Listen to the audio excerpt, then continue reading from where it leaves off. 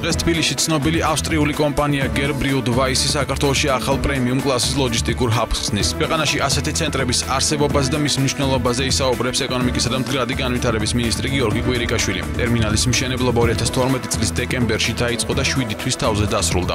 Gerbrühl Weiss-ის ტერმინალები მსოფლიოს 162 ქვეყანაშია წარმოდგენილი. საქართველოს შერჩევა დადებითი ეკონომიკური კლიმატისა და ხელსაყრელი გეოგრაფიული გეოეკონომიკური მდებარეობის გათვალისწინებით მოხდა. ჩვენი კომპანია ცენტრალურ და აღმოსავლეთ ევროპაზეა ორიენტირებული. გადავწყვიტეთ გავაფართოვოთ ჩვენი ბიზნესი კავკასიის რეგიონში.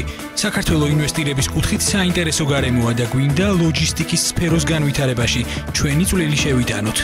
ძალიან მნიშვნელოვანია რომ გაიხსნას რაც შეიძლება ბევრი მაღალი დონის თანამედროვე ტექნოლოგიებით აღჭურვილი ლოგისტიკური ცენტრები და ეს არის ერთ-ერთი უმნიშვნელოვანესი ჩვენ ვფიქრობთ რომ ჩვენი ქვეყნის სატრანზიტო ფუნქციის განხორციელება მოხდეს და ასეთი ინვესტიციები ყოველთვის იქნება ესე ვთქვათ მხარდაჭერილი სახელმწიფოს მხრიდან.